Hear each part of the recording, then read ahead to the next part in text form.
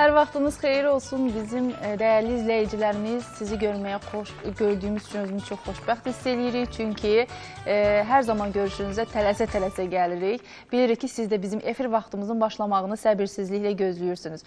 Bugün artıq bilirsiniz, dünəndən bizim anonslar efirdə yayımlanır. Nəinki efirdə, sosial şəbəkələrdə, hesablarımızda da paylaşırıq. O qədər suallar gəlib yenə də veriliş ərzində çalışacağım ki, o sualları doktora ünvanlayım.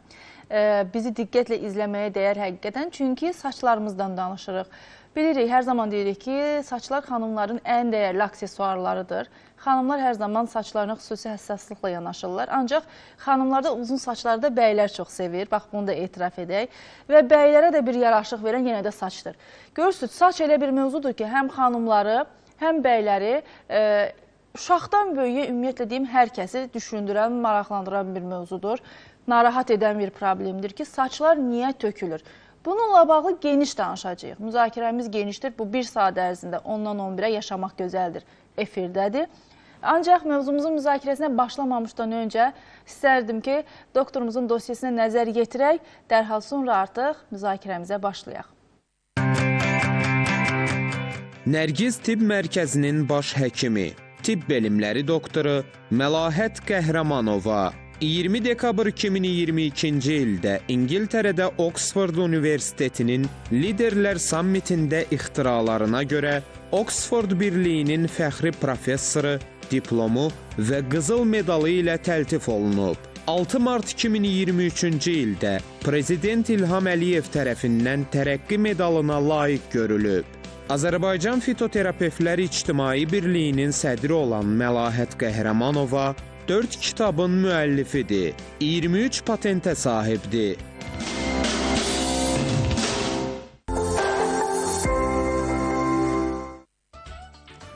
Və bugün də doktorumuz Yaşamaq Gözəldir verilişində qonaqdır. Sabahınız xeyir olsun. Sabahınız xeyir olsun. Mən də hər kəsi salamlayıram. Gününüz xeyir olsun. Doktor, yenə bugün saçlarımızdan danışırıq. Siz də saçlarınızın qulluğuna xüsusi önəm verirsiniz. Mən də verirəm. Ancaq siz bunun sirrini bilirsiniz deyə mən düşünürəm daha diqqətli yanaşırsınız. Ancaq mən kör-körənə yanaşıram. Necə yumalıyam, dəqiq qulluq qaydasını bilmirəm. Hansı vasitələrdən istifadə etməliyəm bilmirəm və mənimlə yanaşı bir çoxları da bundan xəbərsizdir. Buna görə də günümüzdə saç tökülməsi, belə deyək də, viral olubdur.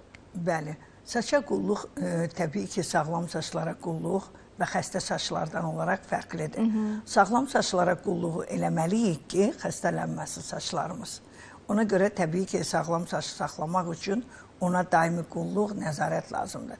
Nəinki saçlara qulluq, həm də orqanizmə, daxili orqanların da patologiyaları nəzərə alınmalıdır və vitamin balansı normal olmalıdır. Ümumiyyətlə, saç dedikdə insanlar fikirləşir ki, saçdır da, ona o qədər belə yanaşma, mən deyərdim ki, çox cüzidir. Sıradandır, bəli. Bəli, niyə görə bunu deyirəm? Çünki hər hansı bir şampunla, yumaqla, hər hansı bir maskadan istifadə etməyi, bunlar müalicə ya hər hansı bir, deyərdim ki, qulluq hesab edirlər. Bu bizim gündəlik həyat tərzimizdir və yuyulma qaydasıdır. Şampunlar yuyucu vasitədir. Şampunlar müalicə vasitəsi deyil. Bəli. Onlar ancaq sabunlardır, şampunlardır. O ki, qaldı serumlardır, məsələn, mezoterapiyalardır, saçın yerli baxımlarıdır. Bunlar orqanizmə uyğun, saçı tipinə uyğun seçilməlidir. Məsələn, sebariyalardır, dəmirovlardır. Uzun müddət, məsələn, biz həmişə bilirik ki, dəridə yağlılıq, kəpək, qızartı olan insanlar var. İllərlə elə gəzən insanlar var. Bunlar bunu əvvəl-əvvəl o qədər də saç tökülmədiyi üçün önəmsəmirlər. Amma o zaman ayılırlar ki, saçda, başda tük çox azalıb və ki, belə saçlara maska qoymaq, serum çəkmək, məsələn, yağlıdır, kəpək müəyyən şampunları istifadə edirlər. Var elə yuyucu vasitələrdən başqa, spesialni qarmon tərkibli serumlar da var. Serumlar. Amma o saç, o qızartı, o səpki, o yağlılığı gedib belə saç əkirlər. Əgər bu dəri sağlam deyilsə, o tükü necə saxlaya bilər? Dəri sağlam olmalıdır ki, o tükü normal saxlaya bilsin. Baxın, saçın bir çox xəstəlikləri var və tökülmə nədənləri var. Gələn xəstələrin içərisində 5-10 xəstə gələ bilər. Hamısında ümumi saç tökülmə var. Ancaq səbəblər fərqlidir. Səbəblər həmişə deyirəm, bu fərqlidir. Hormonal problemi olan, ginekoloji xəstəliyi olan, zob deyirik də, insanlar daha çox belə tiroidlərin müalicəsində. Məsələn, uzun müddət bu insanlar müalicə alır tiroidlərə, hormonal problemi olan xəstələr. Bunlar müalicə alan zaman elə fikirləşir ki, mən tiroidi müalicə elədim, indi saçım düzələcək. Müəyyən müddət düzələ bilər. Bəzi xəstələr var, bəzi xəstələrdə heç düzəlmir də. Amma biz diqqətlə nəzər yetirsək, stres faktorlarıdır, mədə-bağırsaq xəstəlikləridir, ginekoloji xəstəliklərdir, fibromalardır, kistalardır, miyomalardır. Bunlar da saçın tökülməsinə nədən olur. Qaraciyəri sağlam olmayan insanlar, təbii ki, qaraciyər vitaminləri depo eləmədiyi üçün, vitamin çatışmamazlığı olan insanlarda da bu yarana bilər. Amma biz xəstəlik araşdırmadan, saçın tökülmə nədənini, səbəbini tapmadan ona müalicə vermək istəmirik və çalışıram ki, verməyim. Amma xəstələrdə bir qəribəlik var ki, qəribəlik deməzdim. Böyle insanlar var ki, maddi baxımdan çətinlik çəkir, müəyyən, məsələn, səbəblərdən o müalicəni istənilən kimi geniş ala bilmir. Belə xəstələrə biz yardımcı olaraq müəyyən vasitələrdən köməklik göstərməyə çalışırıq və kömək edirik. Amma uzun müddət saçında problemi olub, alopesiyası olan xəstələr tam fərqli müalicə tələb olunur. Alopesiya xəstəliyinin bu nədir? Ocaqlı tökülmə olur, diffuz alopesiya var, məsələn, total alopesiya var, burada çapıqlaşmış alopesiyalar var, ruptova alopesiya deyirlər ki, bu çapıqlaşmış alopesiya travmadan yarana bilir, çapıqlaşmış, çox sıx yığırlar, dartırlar, qaynaqlardan xanımlarda göz istifadə. çəkmək üçün tükləri belə çox dartırlar yan tərəflərdən. Ondan sonra da həmin yan hissələrdə travmalar yaranır və o çox vaxt çapıqlaşmış alopesiyaları olur və bunların müalicəsi də xəstələr üçün çətin olur. Və onlar həkimdən çox şey tələb edir ki, həkim desin ki, gəldim həkimin yanına, bu saat sağalmalıyam. Axı bu illərlə yığılan, sənin daxili orqanının balansı o qədər güclü olmalıdır ki, o saçı yetişdirib saxlamağı bacarsın. Əgər orqanizmdə, biz indi bu yaxınlarda qədər, məsələn, son illərdə deyərdim ki, çox gündəmdə olan maqneziumdur, selendir, sinkdir, bunları insanlar vitamin D-dir, daha çox istifadə etməyə çalışırlar. Amma sinkin çox ağır metaldır. Sinkin müəyyən əlavə təsirləri var. Uzun müddət bunları içdikdə allergik həssaslıq arta bilir. Amma insanlar kör-köranə içir bunları. Bunları həkim məsləhəti olmadan içmələrini mən tövsiyə etməzdim. Ona görə ki, insanlar saç tökülür deyinə bunları qəbul edir, amma başqa problemləri unudur. Alopesiyalarda çox diqqətli müalicə tələb edir və uzun müddətlidir. Alopesiya xəstəliyini insanlar, çünki bizim də xəstələrimiz var, xəstələr arasında, gəlirlər, mən getmişdim filan həkimə, o qədər getdim, onun yanında oldum, amma mən getdiyim zaman mənim başımda tük var idi, olan qalan da töküldü.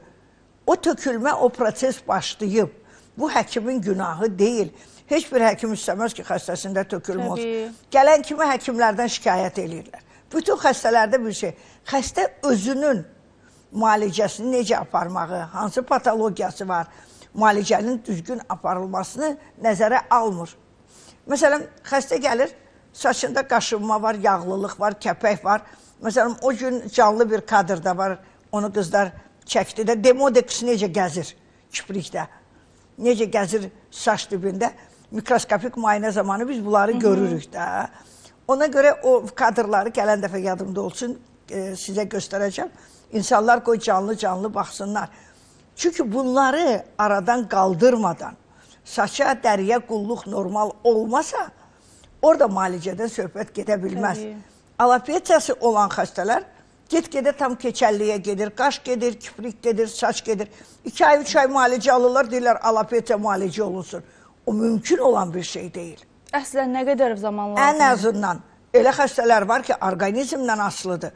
3 aydan 6 aya ümumi müalicədir protokolla. Amma əslində alopesiya müalicəsi illərlə də çəkə bilər. 2 ildə ola bilər, 3 ildə ola bilər, 1 ildə ola bilər. Amma orqanizmdən asılı olaraq elə xəstələr var ki, məsələn 6 aydan, 8 aydan sonra tüklər çıxmağa başlayır. Amma o get-gedə təbii ki, bizim saçımız birdən-birə uzanıb bu qədər olmaz ki, o qram-qram yığılır, o tüklər başlayır çıxmağa.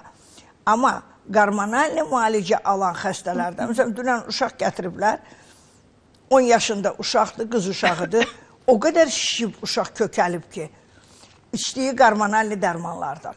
Valideyn indi saçından çox onun orqanizmindən narahatdır, heç nə ilə qarşısını ala bilmirlər. Yəni bu şeylər biz görürük, gündəlik həyatımızda olan bir şeylərdir. Amma insanlar çalışmalıdır ki, hər şeydən öncə düzgün diaqnozunu və düzgün müalicəsini alsın. Bunun üçün də təbii ki, Əgər doğru ünvan seçimi də vacibdir. Mən istəyirəm bu söhbətimizin bu yerində Nərgiz Klinikasının əlaqə nömrəsini izləyicilərimizin nəzərinə çatdırım. Nərgiz Klinikasının ünvanı əziz izləyicilərimiz Sabit Rəhman küçəsi 11, Köhnə TDK-nın yaxınlığı və əlaqə nömrəsi 012 541 70 70 051 388 70 70. Yəni klinikaya gəldiniz, başqa bir yerdən analiz gətirməyə və yaxud hardasa müayinə olunub, onun nəticəsini gətirməyə ehtiyac yoxdur.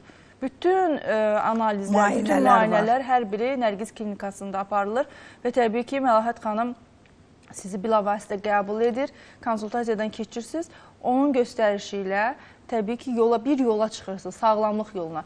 Bu saçla bağlı problemləriniz də ola bilər, eyni zamanda həzm sistemi, ödün yuyulması, qaraciyər problemi, parazitar müayinə və müalicəsi. Yəni bir sözlə də düzdür, biz burada bu mövzular danışırıq. Klinikamız çox geniş profilli klinikadır. Orada kosmetoloji şöbədə var, ginekologiyada var, andrologiya var, kardiyologiya var, nevroloji müayinə, uşaq demək olar ki, nevropatologu da var, böyüklər üçün də var. Yəni bizdə geniş profilli klinikadır. Hər tərəfli müayinə və müalicələr var. Endokrinoloji müayinələri, müalicələri, pediatrik, allergologiya şöbəmiz var. Allergologiya bizdə çox geniş, demək olar ki, Lalə xanım tibbin ən son prek testlərini, panel testlərinin hamısını klinikamızda tətbiq edirik ki, bu da allergoloji xəstələrin tam məlumatı ola bilər. Gələn dəfələrdə Lalə xanımın çox gözəl kadrları var. Onlardan da istərdim ki, göstərək. Bizim əməkdaşlar sizinlə əlaqə saxlar, o görüntüləri bəzi klinikanın, məsələn, göstəriciləri var ki, həkimləri var ki, onları göstərməyi. Endoskopik şöbəmiz var. Endoskopiyada, məsələn, helikobakterin tam müayinəsinin zondsuz üsulla aparılması klinikamızda Alman üsulu ilə, nəfəs testi ilə helikobakterinin müəyyən olunması klinikamızda aparılır ki, bu da çox az yerlərdə olan bir müayinə metodudur. Ura testi deyirlər buna. Çox effektiv, yəni bu prosedurlar aparılır. Mən çalışıram ki, müalicələrimizdən danışanda, yəni bu çox profilli klinika olduğu üçün elə xəstələrimiz olur ki, nevroloji müalicəyə ehtiyacı olur, eləsi olur, allergoloji olur. Yəni bunun üçün klinikada istənilən şərait var. Saçın tökülməsində alopesiyadan biraz daha çox danışmaq istərdim. Bugün alopesiyası olan xəstələr, saç tökülməsi, yəni o ocaqlı tökülmələr dazlaşmaya ki gedir. Məsələn, xəstə elə fikirləşir ki, bugün gedib hansısa şampunu alacam, hansısa müalicəni eləyəcəm, saçlarım çıxacaq, bərpa olacaq. Alopesiyalarda bu mümkün deyil. Alopesiyalarda çox dərin müalicə tələb edir. Burada hormonal problemlər ola bilər, autoimmun xəstəliklər ola bilər, stres faktorları ola bilər, vitamin çatışmamazlığı ola bilər, burada infeksiyon xəstəlikləri. Bunun danışdıqlarımız, bu dediklərimiz versiyalardır. Mənim alopesiya üçün 3 dənə patentim var. Bu patentdə olunan obalizm və gellərin sayəsində mən bu saçın müalicəsini aparıram və çox da effektiv nəticə alırıq. Amma mən onu qeyd etmək istəyirəm ki, alopesiya xəstələri heç də fikirləşməsinlər ki, bugün bu həkimlə gedib o həkimə, o həkimlə çıxacam bu həkimə, bu həkim düz eləmədi, o həkim. Bəli, hormonal sizə müalicələr aparılırsa, bundan çəkinməlisiniz. Bu aparılan müalicələr müvəqqətidir. Amma bugün saç tökülməsi varsa, məsələn, kişilərdə oğlanlar gəlir çox vaxt saqqal nahiyəsində xırda tökülmələr başlayır. Bu siqnaldır. Yəni sabah 1 ildə keçsə, 3 ildə keçsə, 5 ayda keçsə, saçda tökülmə mütləq müşahidə olunacaq. Xəstələr deyir ki, mənə müəyyən tövsiyələr elədilər, getdim bu müalicələri aldım, amma müəyyən müddətdən sonra saçımda tökülmə daha da şiddətləndi. Çünki orqanizmdə vitamin balansıdır, stres faktorlarıdır, bunların hamısı nəzərə alınmalıdır. Əgər bir xəstədə autoimmun xəstəlik varsa, uzun müddət bu autoimmun xəstəliklərdən əziyyət çəkirsə, belə xəstələrdə saç tökülmə ola bilir, dəridə problem ola bilir. Məsələn, xəstədə bu sadaladıqlarımızın hamısı versiyalardır. Və saçın tökülməsində aparılan müalicələr çox önəmlidir.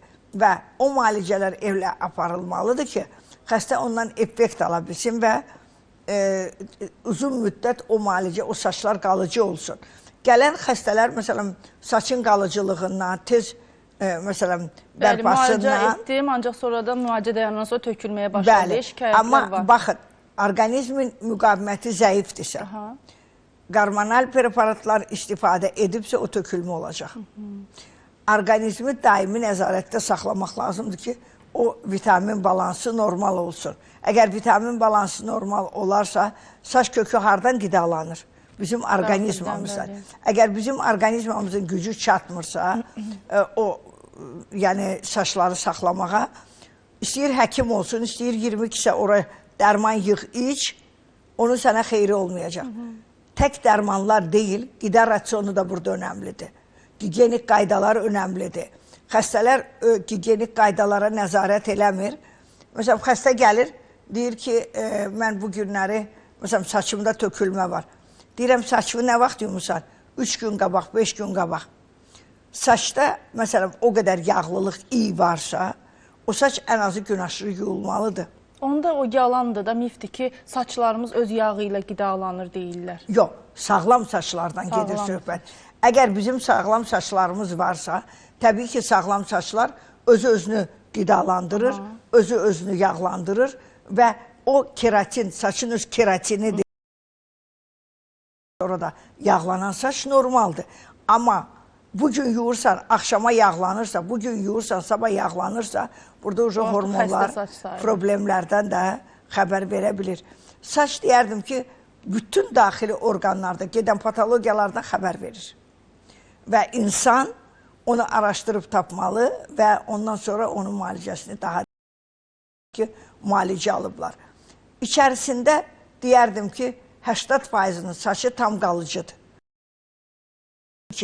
O da uşaq olur, məsələn, görürsən, düzgün gigiyenik qaydalara nəzarət olunmur. Bəzən qida rasionu normal olmayanda, oğlan uşaqlarında mən çox müşahidə eləmişəm ki, adətən bu şeylər niyə olur? Onlar rejimə riayət eləmirlər. Vaxtında yemirlər, vaxtında yatmırlar, düzgün qidalanmırlar. Biz nə qədər vitamin yazsaq da, vitamindən çox, bunu hər dəfə vurğuluyuram və bugün də deyirəm ki, qida rasionu önəmlidir. Qida rasionunuz normal deyilsə, siz heç bir müalicədən söhbət gedə bilməz. Əgər biz bugün qida rasionumuzu normal eləməsək, heç bir vitamin balansı normal olmayacaq.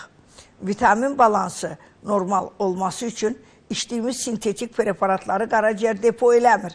Qaraciyərdə müvəqqəti olar yığılır, bir müddət sonra onlar orqanizmdən xaric olurlar. Çünki qaraciyər doğal, natural qidanı daha çox mənimsəyir. Ev şəraitində, mən məsələn, keçən dəfələrdə deyirəm ki, xəstələrə, məsələn, bu qidanı istifadə edin, bu qidanı istifadə edin. Məsələn, götürək qoyunun quyruğunu. D vitamini ilə zəngindir.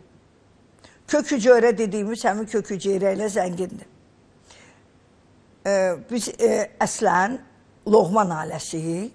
Mənim nənəm Tovuz, Gəncə, Qazax zonası üzrə müharibə devrində orada Loğman olub. O vaxt indi həkim olmayıb, şərait olmayıb, Loğman olub. Nənəmin anası da bu işlə məşğul olub. bizdə bu irsi olduğu üçün biz bitkiləri çox gözəl bilirik və təbii müalicələrə daha çox üstünlük veririk. Mən bunu nəyə görə deyirəm? Qoyunun quyruğunu niyə deyirəm? O vaxtı hətta indi də bəzi rayonlarda o metodları istifadə edirlər. Buradan onu demək istəməzdim. Ginekoloji xəstəliklərdə, müəyyən, məsələn, elə saçın tökülməsində də qoyunun quyruğundan istifadə etmək lazımdır. Orada indi bugün köküceyrə vururlar. Amma o vaxtı həmin bu vasitədən istifadə olunub. Bağa yarpağıdır, kəkotudur, məsələn, cökə yarpağıdır. Bunlar çox evlərdə qış boyu həmişə var. Əbəlikdir, əbəlik supu eləyirlər. Məsələn, tərpətöyündür. Mən tərpətöyünü bu aylarda həmişə çox qabağa gündəmə gətirirəm. Tərpətöyün portulaqdır. Yəni, bu elmi təbabətdə də geniş istifadə olunur. Mən, məsələn, elmi işimdə də bu bitkidən istifadə etmişəm. Və mənim monoqrafiyamda da bu bitkinin əsas qaraciyər və öd xəstəliklərində olan müalicəmdə, patentlərimdə də bunun kökü var. Tərpətöyün bitkisinin saçlar üçün çox önəmli faydası var. Və bunu ona görə vurğulayıram ki, hər kəs müalicə alan zaman natural qidaya üstünlük versinlər. Bu qida ilə bağlı söhbətimizi davam etdirərik. Mənim də verəcəyim suallar var bu mövzuda. İndi isə qısa bir fasiləyə ayrılırıq. Fasilənin dərhal izləyicilərimizdə bildirim ki, heç bir yerə kanalı çevirməyin, bizi izləməyə davam edin. Hər həftə dəfələrlə biz mövzular müzakirə etmişik. Həzm sistemindən danışıb Məlahət xanım, qaraciyərin yuyulması, ödün yuyulması və yaxud dəridə olan səpkilər, parazitar xəstəliklər, hətta doktorumuzun bununla bağlı kitabı da var. Hər zaman deyir ki, hər bir doktorun masasının üzərində olmalıdır həmin kitab. Hər kəs nəzər yetirməlidir. Məncə, ümumiyyətlə biz, özümüz, nə olsun, bax, birimiz bir sağlamlıqla bağlı bir şey danışan kimi doktor, hər kəs deyir ki, sən həkimsən, bunu demək lazım deyil. Hər birimiz nəsə bilməliyik. Hər bir insan öz həkimi olmalıdır. Bəli, biz bunu bilməliyik. Bu boşuna deyilməyib. Məsələn, saçlarımızı bilinsə ki, mənim saçım sağlam saçdır, xəstə saçdır. Bunu mən bilsəm, problemlə üzləşəndə də dərhal müdaxilə edə bilərəm. Bax, bugün biz danışdıq, doktor fasilədən öncə qidalardan danışdıq. Çox gözəl nüanslara vurğuladınız. Baxın, deyirsiniz, o bitkilərin adını çəkdiniz. Valla hər kəsin evində var. Ancaq istifadə edirik mi? Ayağımızın altında bəzən rayonlarda üstündən tapdalayıb keçirik. Elə, bu bitkilər sizin ailənizdə, məsələn, hamı üçün faydalı ola bilər. Elə bitkilər, bax, ildə Azərbaycanın 120-dən çox, 123-124-ə yaxın dərman bitkisi var ki, rəsmi qeydiyyatdadır. Və bu dərman bitkiləri elmi təbabətdə də, xalq təbabətində də, fitoterapiyada da istifadə olunur. Orqanizmin sağlamlığı üçün, saçların müalicəsi üçün işlənilən Nərgiz klinikasındakı dərman bitkiləri tam elmi əsaslıdır. Heç bir kör təbii biz müalicə aparmırıq. Və verilən dərmanların hamısı patentləşmiş məhsullardır və tam dövlət tərəfindən sertifikasiya olunub və istehsal olunan şeylər. Mən, məsələn, bir çox ölkələrə getdikdə də biz bu məhsulları Azərbaycan brendi olaraq aparırıq. Və bunu qeyd etmək istəyirəm ki, saçın müalicəsində istifadə olunan dərman bitkiləri çox önəmlidir.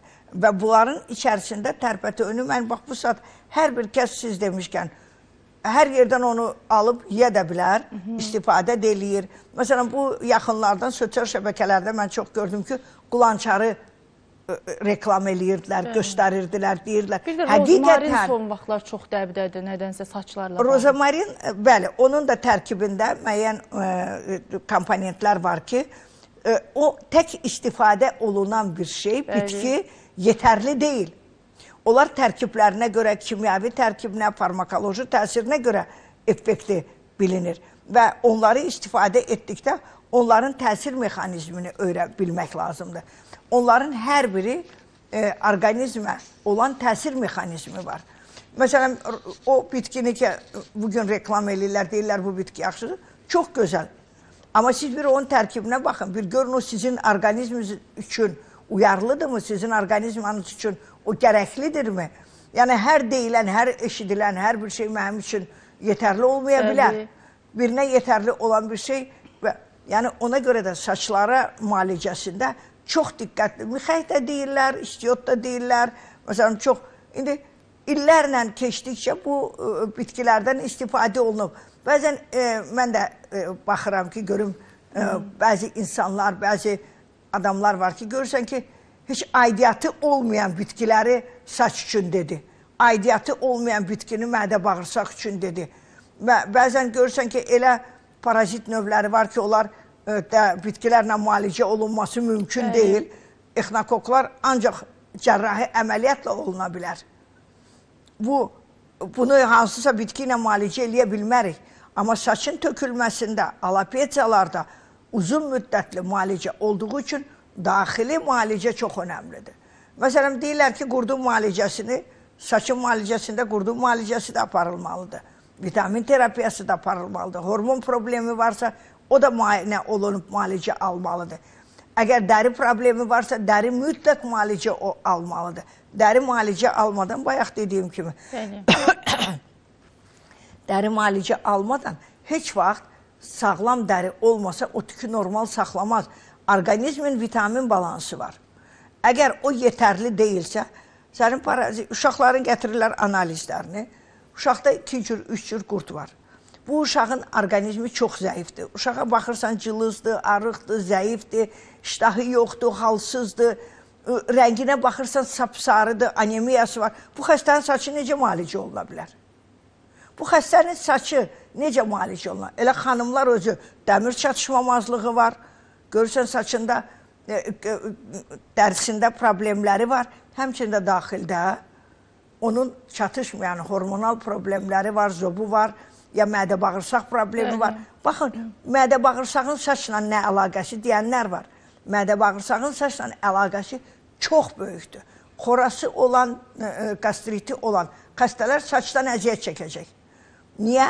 Çünki lazım olan vitaminlər, minerallar bağırsaqlar vasitəsilə sorulur. Paraziti olan, qurdu olan xəstənin toksik təsiri var. Onun əgər bugün daxili orqanlarında bu problemlər varsa, o saç necə qidalana bilər?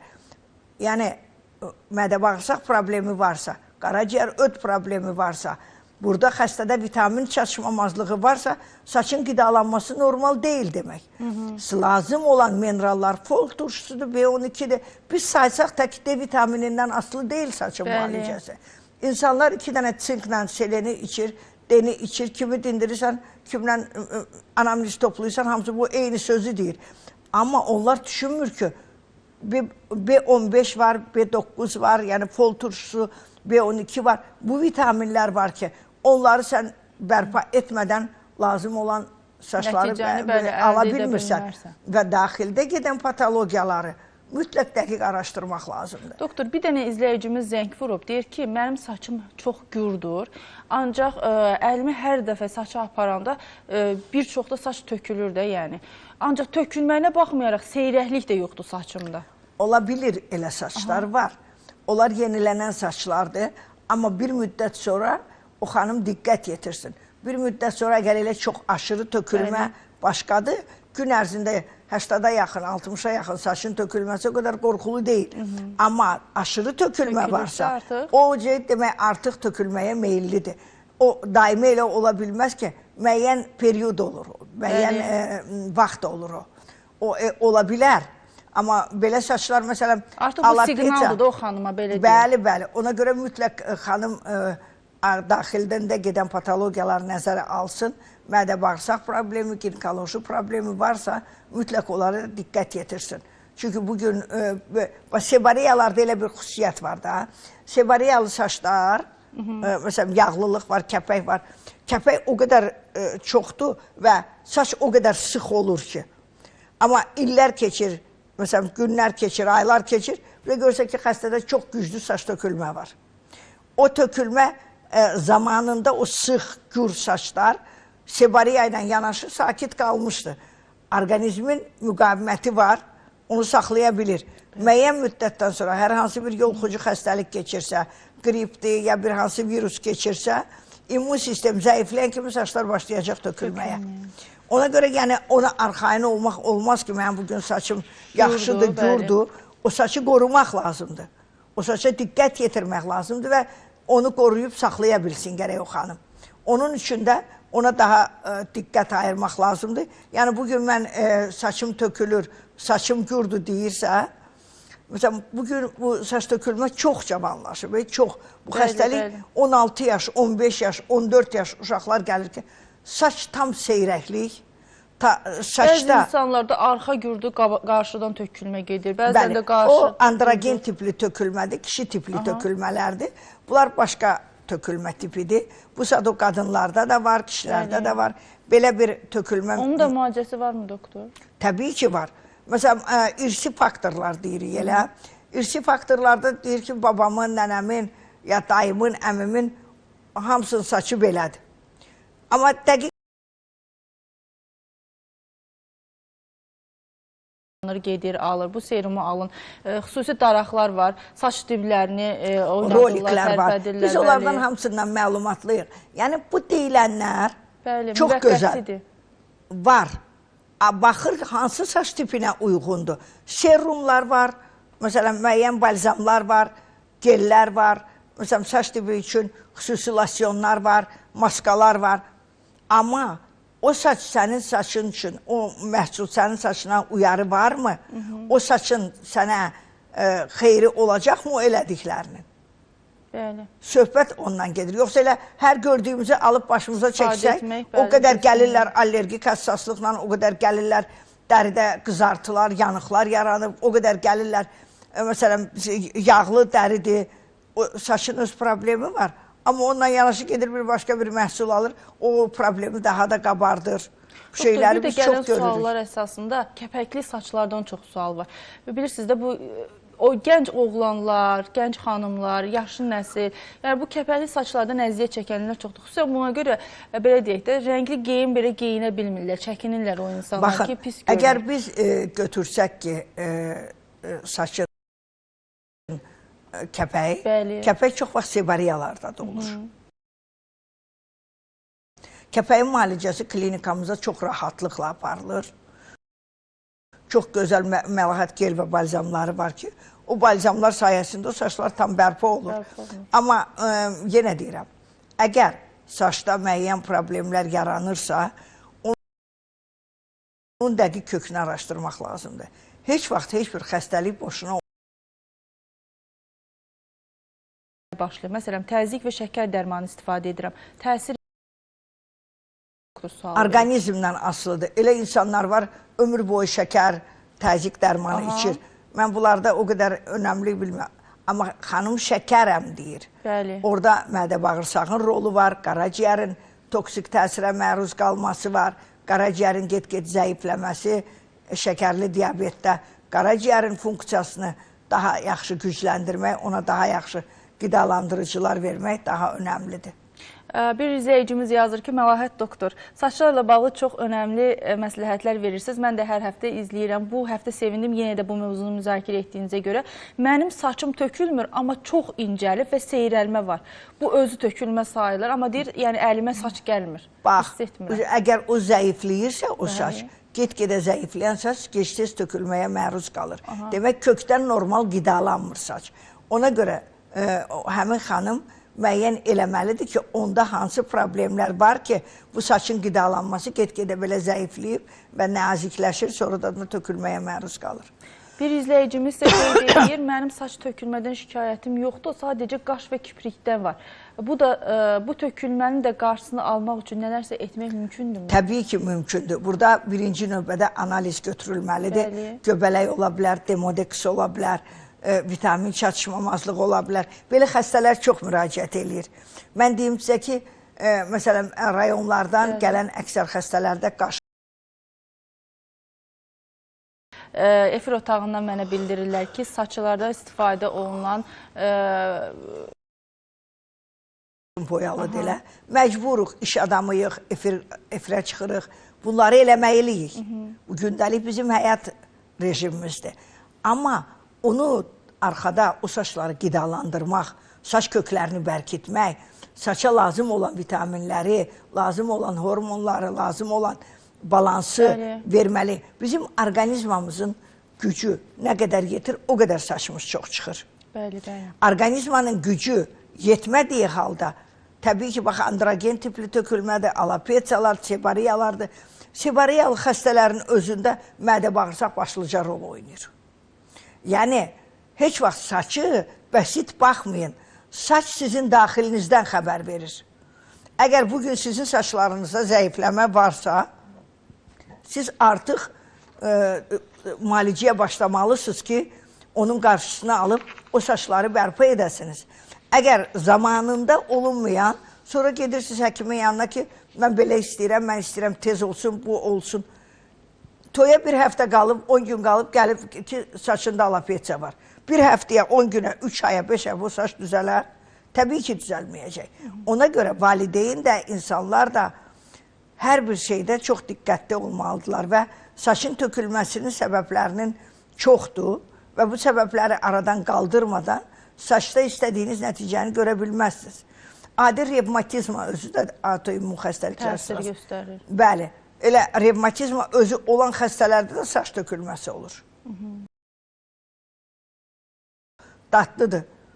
Adi kələmin özü saç üçün çox önəmlidir. Dəmiri olmayan insanlar dəmiri bərpa eləməmiş saçında nəticə gözləməsin.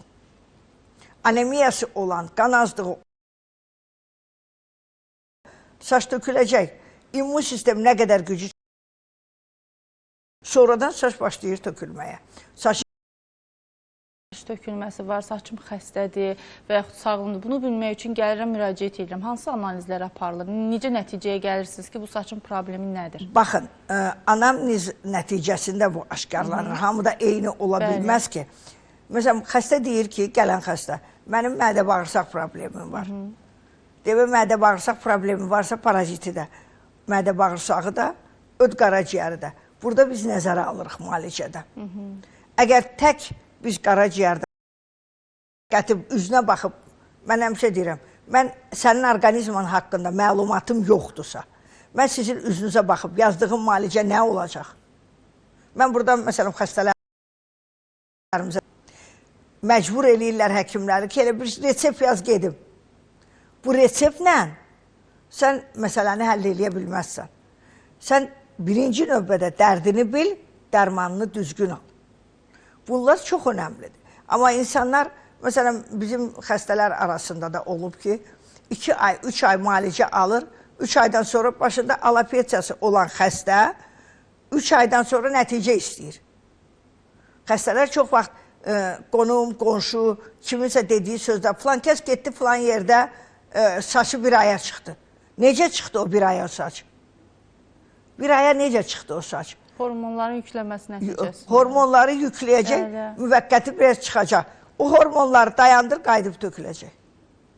Əgər bir xəstə gəlib balansını alırsa, normal müalicəsini götürürsə, saçının müalicəsini də effektini görəcək. Yox, elə xəstə var ki, 8 ayda çəkə bilər, 6 aydan sonra başlayar çıxmağa. Amma əslində saçın folikulu 3 aya yetişir. Ana bətnində uşaq necə 9 aya mükəmməl olursa, folikulda da, məsələn, adətən çox uzun müddətli müalicələr o tam bərpa etmək üçün lazımdır. Tam bərpa etməsək, folikulun yetişməsi ləngiyə bilər. Əgər bugün mənim vitaminlərim əskikliyim varsa, autoimmun xəstəliyim varsa, revmatizm olur. Və söhbətimizdən bu nəticəyə gəldik ki, saçın müalicəsi zaman alan bir prosedurdur və vətəndaş ya pasiyentdə bir səbir lazımdır, inam lazımdır və təbii ki, doktorun göstərişlərinə diqqət etmək lazımdır. Yalnız aldığınız, qəbul etdiyiniz o preparatlar olsun, serumlar olsun, şampunlar olsun, bunlarla kifayətlənmir. Təbii qidaya da önəm vermək lazımdır. Bir sözlə də hər şey sizdən asılıdır, əziz izləyicilərimiz. Artıq seçiminizi etdiniz, doktorunuz kimdir bilirsiniz. Var ki, bütün tapşırıqlara əməl edəsiniz. Bu zaman səbir göstərsiniz, nəticəni əldə edəcəksiniz. Bir daha vurğulayıram, bugün Yaşamaq Gözəldir verilişində Nərgiz Klinikasının baş tibb elmləri doktoru, fitoterapevt, ixtiraçı alim. Mən bir daha xatırlatma edim, 012 541